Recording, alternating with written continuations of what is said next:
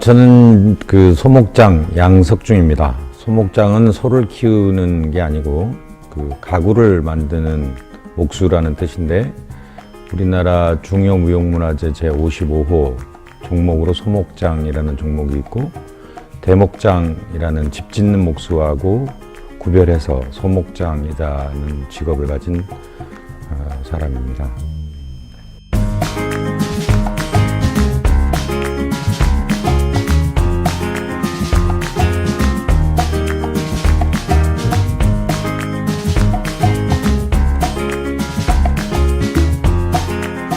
네, 저는 이제 나무를 다루고 나무가 주는 질감이라고 할까요? 그 느낌이 저하고 잘 맞고 참 좋았습니다.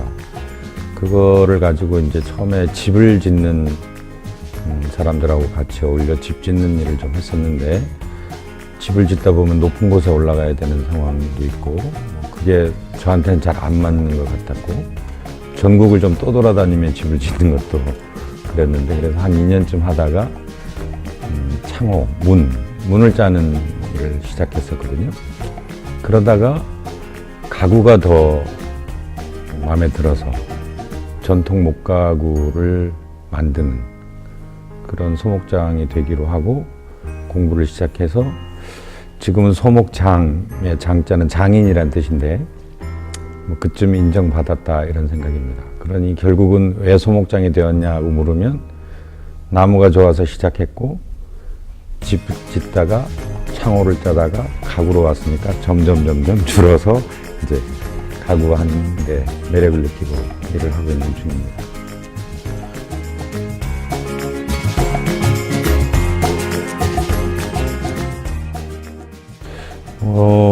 문화재청이나 또는 사전적 의미의 소목장은 창호를 만들거나 닷집이라고 하는 작은 집을 짓거나, 궁궐 안에 가면 이제 왕이 앉아있는 공간에 또 작은 집이 또 지어져 있는데 그런 걸 닷집이라고 합니다. 또 전통적으로는 가구를 짜는 그런 분야에 일하는 사람을 구분해서 소목장이라고 부릅니다. 그런데 이제 나무로 하는 일에는, 나무를 소재로 한다는 측면에서는 뭐 집 또는 한옥 뭐 이렇게 많이 알려진 것들이 그런 것이고, 그 다음에 악기도 있습니다. 악기, 가야금이나 거문고 뭐 이런 목재가 주 소재가 되는 악기를 만드는 경우도 있고, 또는 조각을 하거나 뭐 부조를 하거나, 이렇게 목재를 소재로 하는 목수라고 그냥 일반적으로 말하는 거에는 여러 분야가 있는데, 그 중에 이제 소목장 그러면 가구라고 생각을 하시면 됩니다. 물론 창호를 제작하는 것도 소목의 영역에 들어가지만, 거기는 창호장이다라고 하는 한 분야로 사실은 요즘에는 독립적으로 활동하는 거고요. 악기 부분도 악기장이라 그래서 악기를 특화시켜서 하는 목수로 좀 또 분류가 됐죠. 그러다 보니 이제 소목장은 과거의 개념이나 사전적 의미하고는 다르게 요새는 짜임 기법을 이용해서 전통 가구를 만드는 사람이다, 이렇게 이해하시면 될 것 같습니다.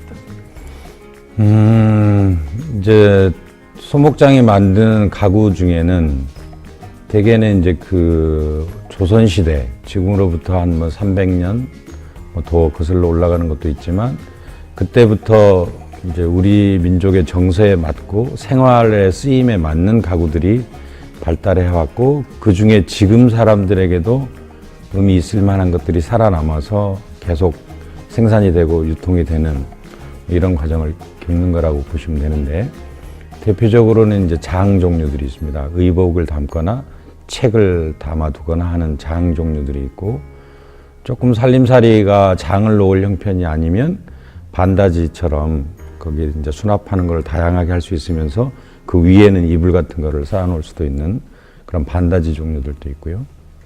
그 다음에 이런 문갑 종류, 뭐 붓을 사용하던 시기, 또 벼루를 사용했기 때문에 그런 문방구들을 보관하는 그런 문방구도 있고, 그 다음에 요즘에서도 이제 함사세요 하는 혼수함이 있는데 그런 함 종류들, 그 다음에 이제 보석함 종류들, 뭐 이런 것들이 다양하게 있습니다. 그런데 이제 한국 짜임 전통 기법으로 만든 전통 목가구 중에 대표가 뭐냐고 물으면 뭐 사람들마다 다르겠지만 조금 부유층이라고 얘기하기는 좀 그렇지만 살림이 넉넉하고 집 공간이 넓다면 3층장이 대표적인 우리 전통 목가구이고요. 그 다음에 일반 서민들이나 좀 보편적으로 많이 사용했던 것들은 반다지라고 생각할 수 있습니다. 그게 이제 두 개가 대표적이고, 또 하나는 이제 현대에 와서 주목받는 가구인데 사방탁자라고 하는 것이 있습니다.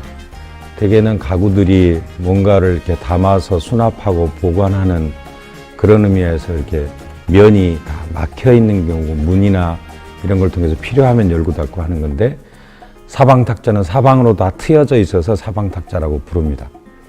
이게 이제 현대의 서양 가구나 이런 부분에 익숙한 분들은 사방에 다 트여 있는데 가구라고 하니까 일단 그 조형적인 그런 특징이 있고, 그 다음에 이 시원한 맛이나 비례나 이런 것들이 상당히 아름답거든요.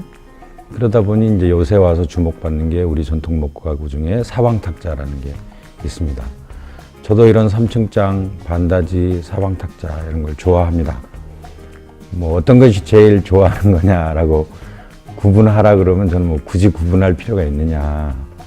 그게 현대 생활 공간에도 아직 쓰임도 남아있고 그것이 갖는 아름다움이 집안 분위기도 잘 만들고 해서 전순공예대전에 제가 3층장을 출품을 해서 큰 상을 받았는데, 그러다 보니 아무래도 3층장에는 좀 애착이 남달리 있는 편이지만 반다지도 좋고 사방탁자도 많이 좋습니다.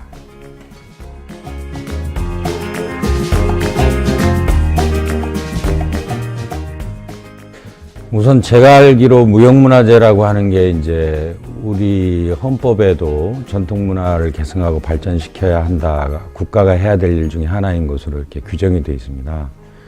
어떤 한 집안을 예로 들든 또는 한 민족을 예로 들든 하나의 나라를 예로 들더라도 자기 전통이 이어져 있고 그것이 또 앞으로도 계속 발전돼 나가는 것은 그 국가 또는 민족, 그 집안의 내력 또는 역사 같은 것이어서 평상시에는 잘 잊고 지낸다 하더라도 위기 상황이 오거나 할 때는 그것이 중심이 돼서 사람들이 하나가 될 수 있는 그 축에 해당한다고 저는 생각을 하거든요.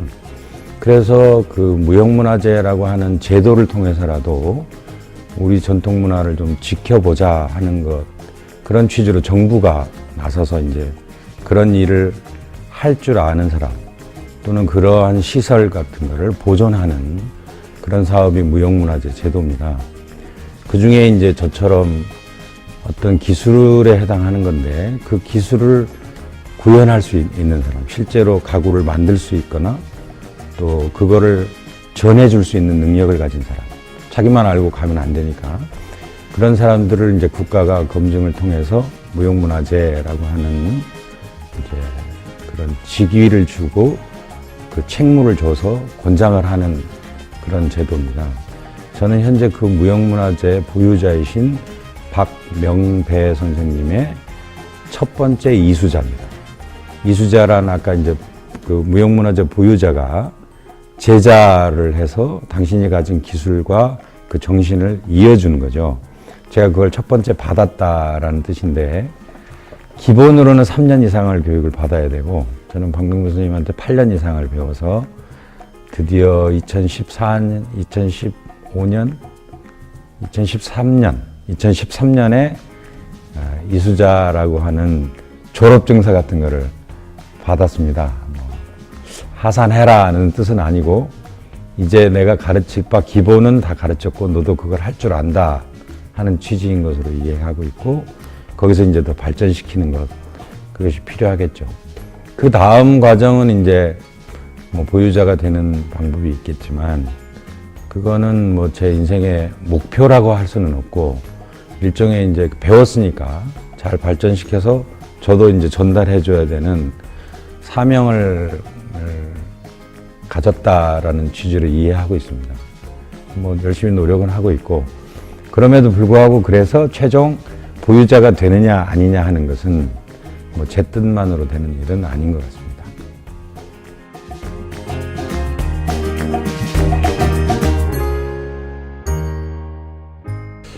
이제 스스로 그런 질문을 제가 인정하기도 조금 부끄러운 일이긴 하지만, 제가 하는 일에서 장인의 칭호를 얻는다는 것은 영광스러운 일이죠. 스스로 장인이라 생각한다고 해서 되는 일도 아니고, 또 어디서 상을 받았으니까 장이다, 또는 무슨 장인들 협회 회원이니까 장인이다, 뭐 어떤 기준에 의해서 장인이라고 말하느냐는 건데, 자기가 우선 되고 싶어야 된다는 거라고 생각이 들고요. 그 다음에 그것이 주변 분들로부터 인정을 받아야 된다. 그래야 비로소 장인이라 부를 수 있다. 그래 생각을 하는데, 제가 올해로 이 소목 주변에서 일을 하기 시작한 거가 횟수로는 16년 차입니다. 그런데 더 오래 하신 분들에 비해서 조금 더 많이 인정을 받고 있다라고 하는 질문이시라면, 저는 한마디로 얘기하라 그러면 스승을 잘 만난 거다, 이제 그런 생각을 하는데, 열심히 대패질을 한다고 해서, 그걸 한 20년쯤 한다고 해서 대패의 원리를 다 이해하는 건 아니라고 저는 생각을 합니다. 물론 대패질 하기가 쉽지 않고 힘들으니까 어떻게 하면 더 잘 될 수 있느냐, 대패라고 하는 거는 도대체 어떤 도구냐, 어떤 쇠를 사용하면 좋으냐, 대패의 모양이 어찌 생겨야 되느냐, 내가 이 밀고 있는 이 목재가 어떤 상태여야 대패가 더 잘 되느냐, 정확하게 되느냐 등등의 생각을 하기 마련이지만, 그런 생각에 미치기까지 많은 세월이 걸릴 거라고 봅니다. 근데 제가 만난 스승께서는 처음 가르칠 때부터 대패가 어떤 도구이고 어떤 원리로 만들어진 도구다, 그러니 이 대패가 어떤 모양새를 갖추고 있을 때 가장 잘 된다는 것을 가르쳐 주셨습니다.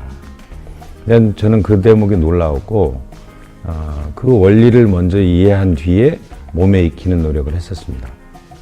그러니까 원리만 이해한다고 해서 되는 일도 아닐 것이고, 원리를 모르고 몸에 익히기만 한다고 해서 될 일도 아니라고 봅니다.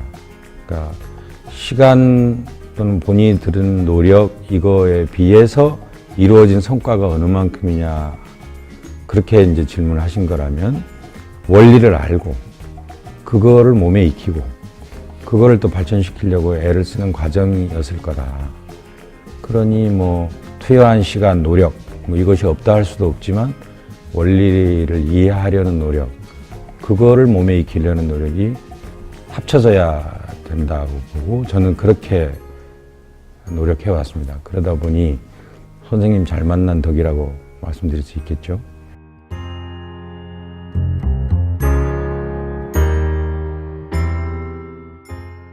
뭐 정리가 있고 정돈이 있다고 저는 늘 얘기하는데, 전통 목가구 또는 소목장하고는 적재적소라는 말도 통하게 돼 있거든요. 적재적소라는 말은 적합한 목재를 적합한 사용처에 사용한다는 뜻이지 않습니까? 그만큼 다양한 수종이 있고 그 목재를 적합한 곳에 배치를 해야 된다. 이 말은 그 목재를 다루기 위한 도구도 그만큼 많아야 된다는 뜻이거든요.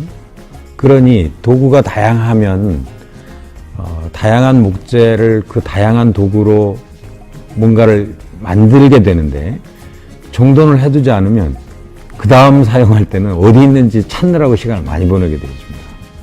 그러니 잘 정돈하는 것은 잘 쓰기 위한 것이고, 잘 정돈되지 않으면 잘 사용할 수 없다는 뜻이고, 잘 사용하지 못하면 저대로 좋은 물건이 만들어지기 어려운 거죠. 그럼 잘 정돈하는 방법이 뭐냐를 생각을 해가지고 뭐 이런 방법을 택하게 된 건데, 제 스승이신 박명배 선생님께서 훨씬 더 많은 기간 동안 연구를 하셨고, 이런 정리 방법을, 수납 방법을 개발하셨어요. 저는 거기다 조금 더 못해가지고 정리한 상태라고 봅니다. 뭐 이렇게 끌 종류, 이렇게는 이제 끌 조각도 이렇게 그 종류들이고, 이쪽은 이제 대패 이런 종류들이고, 저쪽은 뭐 기타의 다른 도구들, 뭐 구멍 뚫는 기계, 그물 긋는 도구들, 그다음에 현대식 뭐 집게 같은 것들, 이렇게 종류가 돼 있고, 어디 있는 게 뭐냐 또는 여기 이 도구가 어디 꽂혀 있던 거냐 하면 저는 금방 찾을 수 있을 정도입니다. 그렇게 되지 않으면 뭐 이거 찾느라고 헤매는 시간이 많이 걸리죠. 정리하고 정돈하는 것은 필요 없는 걸 버리는 일이 정리일 것이고, 계속 필요할 거다라고 생각하는 거는 잘 분류 지어 두는 것, 그렇게 보관해 두는 거라고 생각하는데, 그 정돈이 잘 되면 잘 쓸 수 있는 것처럼 자기 삶도 좀 잘 정돈해 가면, 또 정리해서 버릴 건 버린다면 그렇지 않은 경우보다 조금 더 발전하는 데 도움이 되지 않겠냐, 그런 생각입니다. 원래 그런 성격이었느냐, 그건 아닐 겁니다. 아마 그건 아닌데 이 일을 하기 위해서는 그게 필수여서 정리정돈하지 않으면 안 되니까 했고 효과적인 방법을 찾은 거다, 그렇게 생각합니다.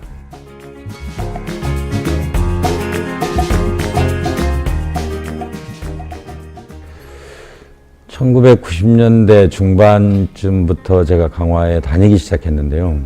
뭐 놀러 다녔죠. 다른 분들처럼. 강화도 그러면 되게 관광지로도 많이 알려져 있으니까. 그런데 어느 날 찾아왔을 때 이 강화의 햇볕이 다른 지역하고 다르게 굉장히 밝고 환하다는 느낌을 받았습니다.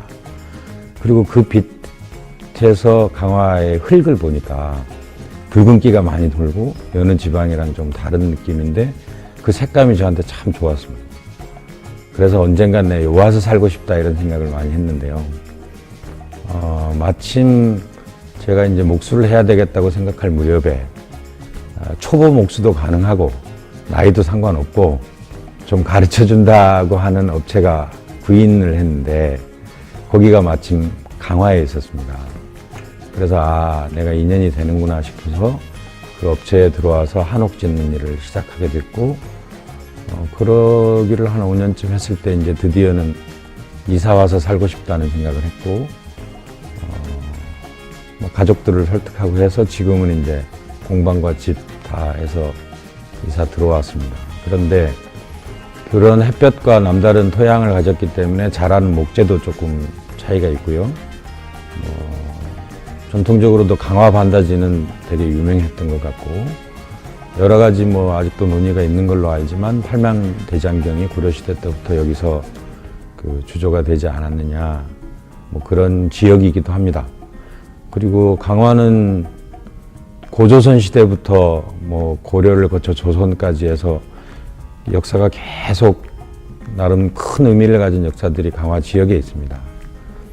그러니 이제 저는 개인적으로 햇볕도 좋고 땅도 좋고 역사도 좋고 강화 반다지도 좋고 또 목재를 구하기도 뭐 쉽고, 그래서 여기다 하고 그냥 눌러 앉아서 지내고 있습니다. 그런데 이제 지역의 덕을 보니 강화 반다지가 뭐 아직도 이른바 골동품이라고 하는 가구 시장에서는 꽤 인기 있는 품목입니다.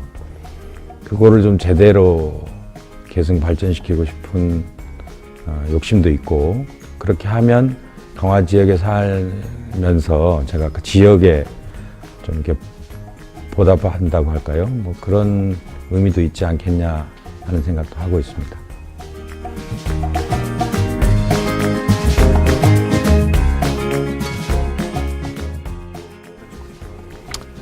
가구라는 거가 이제 결국은 집안에서 사용되는 것이고, 그 가구를 만들기 위해서 이제 과거 뭐 200~300년 전이라면 서울에 사는 사람이 저 아래 부산까지 가서 좋은 나무를 가져다가 집안에 장을 짜거나 하는 거는 쉽지 않았을 겁니다. 무거운 목재를 옮겨야 될 것이고, 하물며 이제 한반도를 벗어나서 또는 뭐 중국까지 가서 어떤 목재를 가져와서 뭐 가구를 만든다 하는 것도 쉬운 일은 아니었을 겁니다. 더러 얘가 없지는 않지만, 그러다 보니 자연스럽게 그 우리 전통 목가구들은 주변에 있는 나무들을 사용했습니다. 사용하다 보니 이제 우리 나무가 그 열대 우림에서 자라는 나무처럼 아주 굵은 나무가 똑바로 길게 자라는 예가 드뭅니다. 나무가 비교적 뭐 짧고 짧은 사이에 가지가 나오고 옹이가 많고, 그러다 보니까 이제 그걸로 가구를 만들어야 되니 긴 부재, 판재를 사용하기가, 또 넓은 판재를 사용하기가 쉽지 않았던 겁니다. 그러다 보니까 짜맞춤이라고 하는 게 생겨난 거고, 우리 가구를 보면 전면에서 문도 있고 머름칸도 있고 지벽칸도 있고 서랍칸도 있고, 이 전면에 좁다면 좁은 그 공간을 여러 또 조각의 면으로 분할을 했습니다.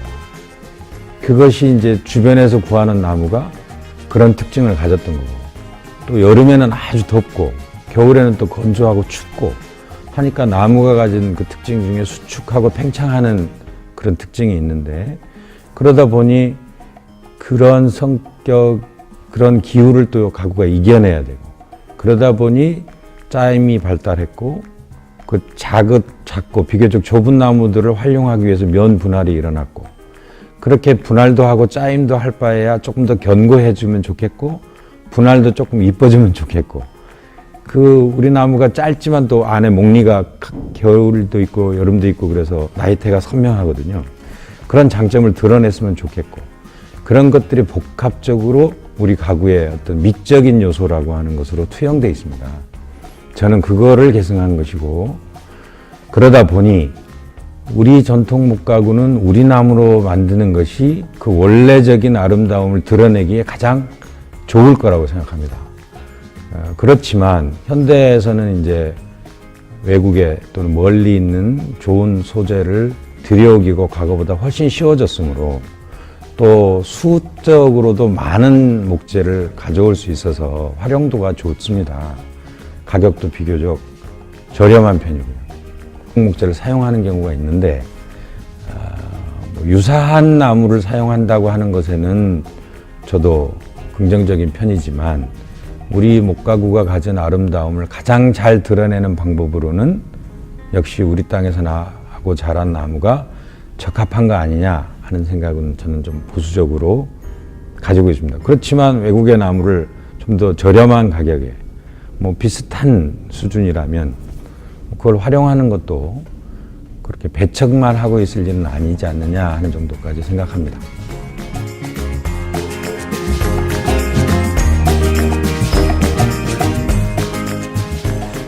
어제 굉장히 좋았고 그저께도 굉장히 좋았던 것을 오늘 부르기를 전통이라 하면 되느냐? 그러면 한 200년 전쯤에 아주 유행했던 어떤 의복의 형식이나 가구 이런 거가 오늘날에도 그대로 쓰이면 그건 전통인 거냐? 그 전통이라는 말이 상당히 어려운 말이거든요. 어쨌거나 확실한 것은 그 전통이라는 것도 그 어느 시대인가 현재였다는 거죠. 그러니 전통이라고 하는 거를 이해하는 우리 학생들이 그거는 과거의 어떤 것, 굉장히 낡은 어떤 것이라는 선입견을 좀 버리고, 전통도 그 어느 시대인가는 반드시 현대였던 거고, 그 현대 중에 가장 의미 있고 사람들이 좋아했던 것이므로 오늘날까지 기억되거나 그것이 사용되거나 그게 통용되는 것이다 라고 좀 긍정적으로 이해를 해줬으면 좋겠어요. 그러니 제가 만드는 목가구는 전통 가구라고 이름 짓지만 오늘날에 만든 의미에서 보면 현대 가구고, 오늘날의 주거 공간에 쓰이는 걸로 봐도 현대 가구입니다. 그런데 왜 앞에 전통이라는 말을 붙인 거냐는, 그 전통이라고 하는 의미가 과거로부터 이어졌다는 뜻일 건데 그 중에 아주 좋은 점만 사실은 이어지게 돼 있습니다. 그렇지 않고 나쁜 거라든가 소용이 없는 것이라든가 그런 거를 사람들이 굳이 아끼고 그렇게 했을 리가 없지 않습니까? 그러니 전통을 계승했다, 이게 또는 전통적이다 라고 하는 수식어가 앞에 붙었다면 오랜 시간 동안 좋다는 것이 검증된 이라는 뜻으로 조금 긍정적으로 이해해 줬으면 좋겠고, 저는 그런 의미에서 제가 전통을 계승하고 있다라고 누군가 말해주면 저 사람이 참 가치 있는 일을 하고 있는 사람으로 인정받은 것 같아서 기분이 좋습니다. 자, 그 다음에 그러면 그걸 이어받아서 누리고 그냥 끝내고 네 대해서 말 거냐 하는 거는 좀 의무를 다하지 못한 면이 있죠. 선조들이 그 지혜를 짜서 만든 짜맞춤이나 이런 기법을 활용해서 가구를 만들고, 저는 거기다 하나도 더 안 보태고 그냥 지 누릴 것만 누리고 갔다, 이러는 거는 이제 그 앞에 선조들에 대한 도리가 아닌 거죠. 그러니까 조금 발전시켜야 된다는 건데, 전통 목가구를 만드는 중에 가장 큰 애로사항은 그 재료를 조달하는 과정에서부터 만드는 과정이 굉장히 길고 엄청난 수고를 해야 되는 그게 단점이 있습니다. 이제 그렇기 때문에 가치 있는 것이다라고 평가도 되지만, 사람들이 이걸 누리고 살기에는 너무나 많은 시일과 노력이 필요하다는 거죠. 그래서 저는 이제 기계 작업이라든가 현대적인 도구라든가 이런 부분들을 좀 적응해 보려고 또 노력하는 부분도 있고요. 그 다음에 과거의 우리 주거 형태 또는 살림살이 보관해야 될 옷들 또는 책, 이런 거에 비하면 지금은 집의 천장 높이도 높아졌고 집의 크기도 커졌고 보관해야 될 의복도 많아졌고 책의 형태도 달라졌고, 그러다 보니 가구의 형태도 조금씩은 변해야 될 필요가 있는 거죠. 그래서 과거 전통 목가구가 가지고 있는 비례, 그 짜맞춤의 견고함 또는 목리를 이용하는 아름다움은 계승하지만 그거를 조금 더 손쉽게 만들 수 있는 방법은 없는가, 또 현대 공간에 잘 어울리도록 하는 방법은 없는가, 뭐 그런 식의 연구를 조금 하면서 보태고 가보려고 합니다. 전통이 과거의 것 낡은 것이라기보다는 과거 어느 때 굉장히 우리가 좋아했던 것들 중에 아주 좋은 거가 이어지고 있는 것을 일단 바라봐주고, 그것이 자기가 어떤 단편적인 체험 속에서 예쁘긴 하지만 불편한 것이라는 것에서 조금 더 확장을 해보고, 그렇게 하면 그 사이에 발전이 있는 것이다, 그런 생각이고, 그게 외국에 나가보거나 또는 외국인들이 우리 전통을 바라볼 때 대한민국이라는 것은, 한민족이라는 것은 이라고 바라보게 되기 때문에 자기 정체성하고도 굉장히 연관이 있거든요. 이 정체성이 결국은 뿌리가 돼서 세계적으로 진출하는데도 큰 힘이 될 거다는 거죠. 이걸 가지고 있는 사람과 그렇지 않은 사람은 분명히 해외 또는 글로벌 시대에 차이를 가져올 거다. 그러니 전통이라고 하는 것에 좀 더 이해를 한번 더 넓혀보면 학생들 입장에서는 핵심 경쟁력 하나를 학생 시절에 배울 수 있지 않겠느냐.